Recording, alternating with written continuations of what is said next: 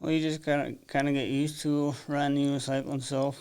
Like, let's say if I'm having a bad day or something, I can get on the unicycle and with people waving and stuff, and it kind of cheers me up. But then it also gives them a little more of an excitement or whatever. Without question. Yep. Absolutely. All right. Hey, everybody. It is Tyler Reiss with the Buffalo Community Podcast. I'm super excited to be here today. Happy New Year. But before we get started, we're going to get some intro music. Oh, yeah. Get some hydrated. This is the Buffalo Community Podcast, all about the greatest small town in the USA, the people in it, and how it all works together. Here are your hosts, Tyler Reiss and Mark Benzer. Here we are. Here we are. Who'd have thought we'd be here? Yeah, who'd have thunk? 2021. Not me. Kicking it off. Not all right. me. So we have a fun guest today. If you don't recognize him by his face, or if you don't recognize him by name, Tory Paulson, you probably recognize him as the Unicycle guy. I think most people in Buffalo have crossed paths with you on the road at one point or another, and we kind of threw it out there. Who do we want, or who do viewers want as guests, and to get to know and understand a little bit better? And I know your name came up, and so I'm glad you were able to connect with Tyler and swing in. So thanks so much for being here, Tory. Yeah, thank you. No problem. All right. You mentioned lots of questions, and I don't like to ask too many questions prior to recording because I just wanted to. I don't want it to sound like you're answering the same questions for the second time. Yeah. But I did ask you originally from Cokato. Yep. Okay, and went through, graduated or from Cokato High School, DC. Yep. And what year was that, if you don't mind me asking? 2003. 2003. Okay. And now you live here in Buffalo? Yes. Okay. And what brought you to Buffalo? What do you do? Tell us a little bit about yourself. I've been riding unicycles for almost 18 years and got in a little trouble and moved to Buffalo and trying to start a new life in Buffalo. Sure. And part of that has been riding unicycles. Yep. What sparked that interest? What triggered that? Growing up riding regular pedal bikes, and then it got to the point where it was every year and a half, 2 years, someone would always steal my pedal bike, and I seen a kid riding a unicycle, like, I want one of them. No one will steal it. And Has anybody stolen it yet? one person has, but they knew, or the one person that knew where I lived, so they threw it right on my front doorstep. And Oh, nice. I was going to say, what a clown. Somebody found it and put it, or somebody had like guilt and put it on your doorstep? well, I've rode unicycle enough times where everybody knew where I live, and the one person knew exactly who I was and where I lived, so they brought it to me. And So they caught wind of where this thing was, or maybe knew the person who did it and said, yep. that's got to get back to the owner. And that's why we consider it the greatest small town in the USA. Yeah. But that's kind of just a funny transition of, well, people kept stealing my regular bike. Try a unicycle. How long did it take you to learn? Took me a day and a half to learn how to ride the unicycle. Self-taught? Yep. Okay. And is that's so obviously self-taught? That's just a lot of falling and getting back on the horse and falling and getting back on, and Yep. and now you're to the point where 12 months a year, rain, snow, or shine, you're pretty confident on that thing, and Yep. you're gonna safely get to where you need to go. Sometimes it takes a little longer, but Yeah. I'll get there. Right. So what's the tallest unicycle you've been on? The tallest one I've been on would be the 5'1". Oh, my goodness. And So- is that the one you ride every day? Yep. Okay. Man. What type of mileage you get on that thing? A little bit too much. Yeah. I think I saw a post you broke the 2,000 mark for 2020. For 2020, I hit 2,067. Holy cow. Man. So I'm not going to do the math, but that's how 6 or 7 how far miles away from work? I mean, are you taking it? That's got to be your commuter then. Well, I was, or the last job I had, I was going 6 miles to work and 6 miles back every day. Okay. And that took what, about an hour and 10 minutes one way. Okay, gotcha. All these people saying they're commuting to the cities, driving a warm car. Well, I don't want to drive an hour. Yeah. You have a unicycle in the cold. Yeah, right. That's impressive. So, do you have like completely shredded calves? No. No. Okay. It's just a question. Just a question. So, as far as so many questions, but even just as simple as like maintenance of a unicycle, is it significantly different? I mean, is there like upkeep that you got to do or anything you have to do to winterize it? A different tire or anything like that helps you get around in the winter versus July, August? Well, this last summer, I was going through a tire a month, but when winter comes, I normally put a new tire on, so. Good tread. Yep. Tire a month? Yep. Wow. I don't think I've ever replaced bike tires ever, like regular bikes, over my entire life. A tire a month. Is there any kind of is there a club, or do you have fellow unicyclists, in your life, that whether it's online somewhere or anything that you guys can kind of share a passion in this? And Well, I've met people that know how to ride a unicycle, but they don't really ride it as much as I do. I wouldn't think anybody does. If there's records kept, I mean, there's got to be not too many people in the world that, if anybody, I mean, do you know, are there records? Are there? Well, I know the tallest unicycle ridden on record is 115 feet tall. That's can't even be true. I'm not calling you a liar, but it kind of is. But I kind of am. Holy 115 feet tall. Wow. Have you ever fallen off? I've fallen off, but haven't really broke anything yet. Oh my goodness, good. Well, knock on wood. I don't go home and like hit a rock or something. Can you? This is just gonna be rapid fire questions here. Yeah. As far as like mounting and dismounting, can you do that on level ground, or do you got to have a picnic table or something to give you a boost? I've tried climbing up on it without using anything, but last time I tried it, felt like I sprained my ankle, so Sure. I normally use a picnic table or something high enough for a road sign if I'm out in the country. Yeah. Yeah. A road sign. Yep. Because I was going to say, like, I would imagine certain things could happen, a pothole or a distracted driver could, and all of a sudden you're in the middle of nowhere and you're either walking the rest of the way or you're getting creative using road signs, I guess. That kind of answers my follow-up question was, I mean, do you ever find yourself having to walk for, like, miles because you just don't really have anything, or? Well, normally I can find something right away. Mm-hmm. Like, normally I'm close to a road sign when I'm out in the country. And Sure. I would imagine there's plenty of road signs, yeah. Yeah. I still don't know what that looks like how you use a road sign to get on a unicycle, but. well, they've got a little odd shapes in the poles, whatever, so I can put the seat up into it and the tire and everything. And Okay. Sure. I understand now. Were you able to ride a wheelie as a kid really well? Yeah. Yeah. I imagine it's kind of the same balance factor. I could pop a wheelie. I couldn't ride one, though. I don't know why that popped right into my head. I'm like, I bet he's really good at a wheelie. Yeah. Really good at a wheelie. Great. What else? I mean, there's more to you than unicycle. That's what people know. But what else is there to know about you? You've been living in Buffalo now for A little over a year.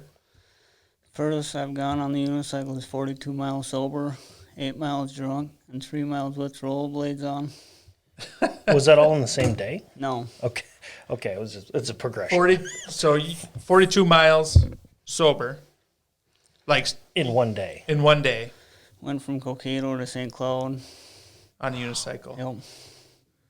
8 miles drunk, coming home from the bar. Well, my friend threw a party, and from his house to my house was 8 miles. And so I went over to his house, got drunk, and rode the thing all the way back. Yep. And then 8 miles you rode it with rollerblades on. 3 miles with rollerblades. 3 miles with rollerblades on the unicycle on rollerblades. Yep. Wow. I feel very unaccomplished. Yeah. That beats all three of my unicycle accomplishments. Yes. I don't even think I've ever rollerbladed 3 miles like on pavement with just rollerblades. But you mentioned earlier that a gal from the high school did a story on you as well, or a project. Tell us a little bit about that. Well, she grew up in Buffalo, and then she went to the University of Minnesota. Sure. And after I moved to Buffalo, she had seen these posts about me on the unicycle, and on one of them, she's like, well, I want someone to get his contact information, and so I met up with her, and she made a 2-minute video out of it and everything. Where can we find this video? She sent it to me through email. Oh, okay. All right. Do you mind Maybe nowhere. Huh? Maybe nowhere. Do you want to share that, or do you mind sharing that? Whether it's rain or shine, you will find Tory Paulson in downtown Buffalo, Minnesota, doing what he does best, riding a unicycle. Riding to work, going to the store, or walking the dog, sometimes with a cup of coffee in hand, Tory makes riding a unicycle look easy, causing the citizens of Buffalo to take interest. Tory grew up in Cokato, Minnesota, where he first became acquainted with the bike. Growing up riding a regular pedal bike, and when I was in middle school, it was kind of like hearing about unicycles, and like people would be like, oh, you got to try unicycles in gym class. It's like, well, what is a unicycle?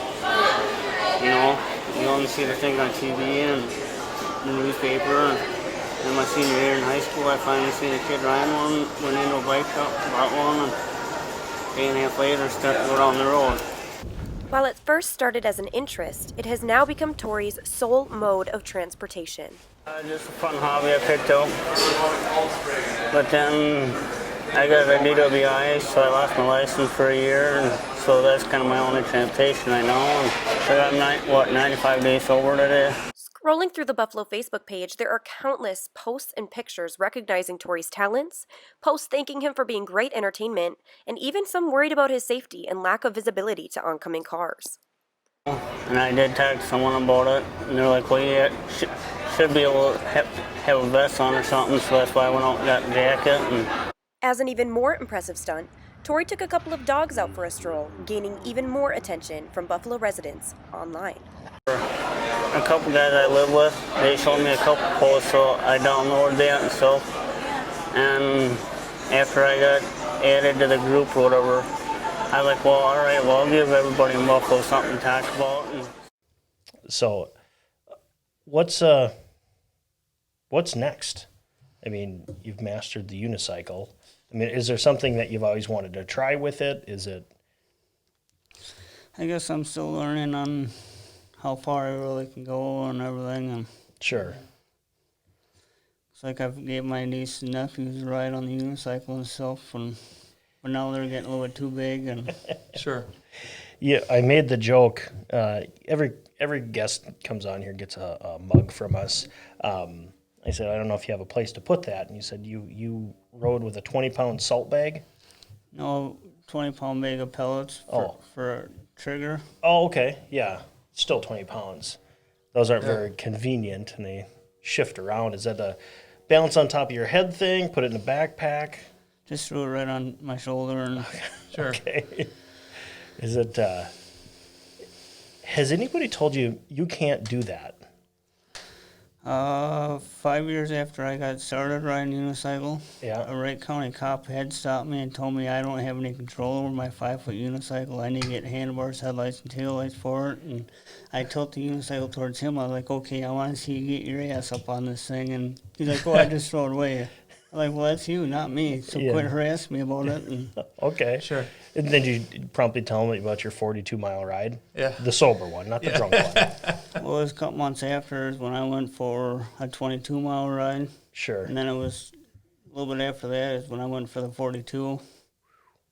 Yeah. So, to me, I think the hardest thing for me to wrap my head around is the fact that a unicycle is, it looks like something like fun that you would do in a driveway or in a neighborhood, but just in terms of like commuting, even 6 miles, much less 40 plus miles.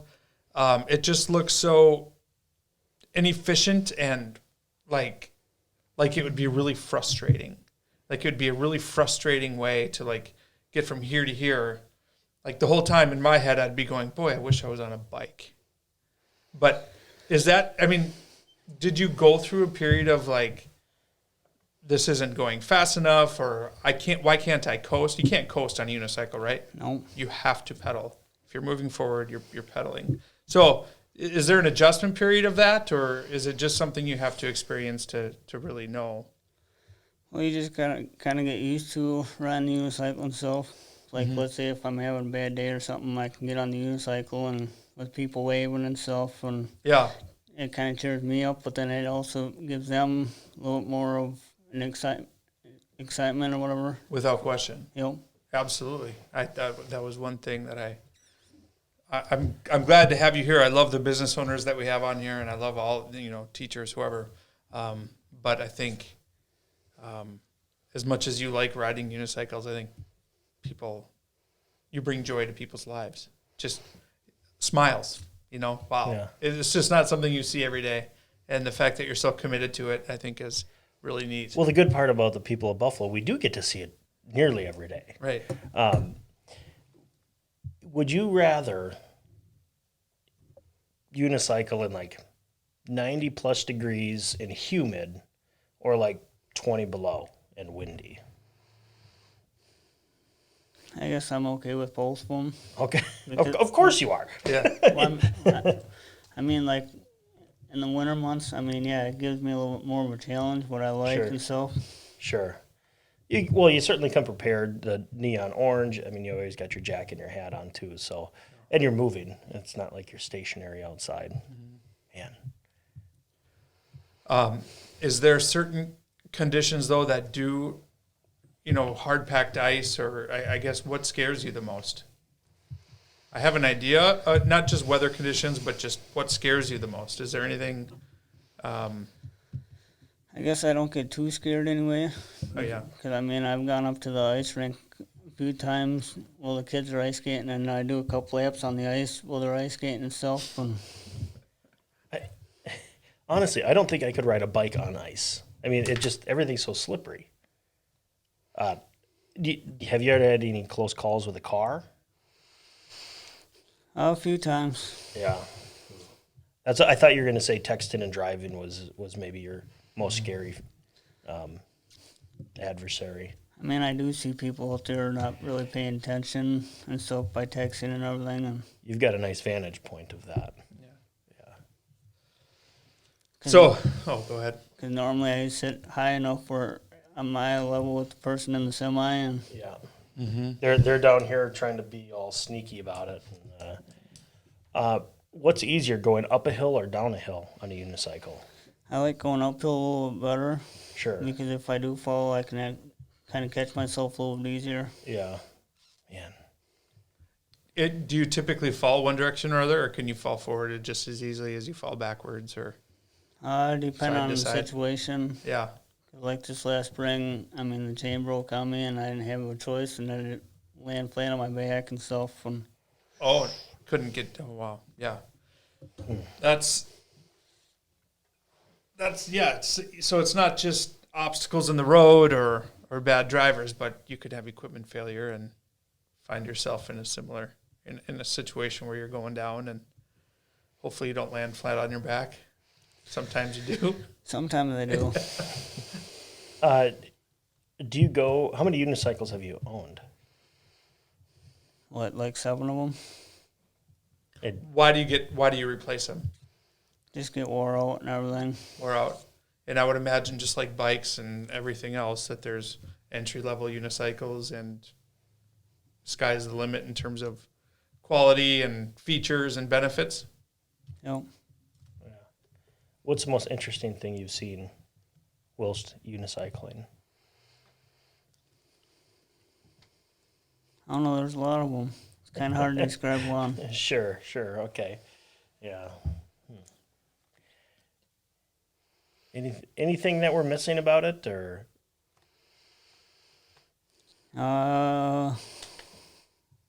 I know ever since I moved to Buffalo, I've learned I've trained my dogs enough to where I can walk them and stuff on the unicycle. And I've seen that, yes. Really?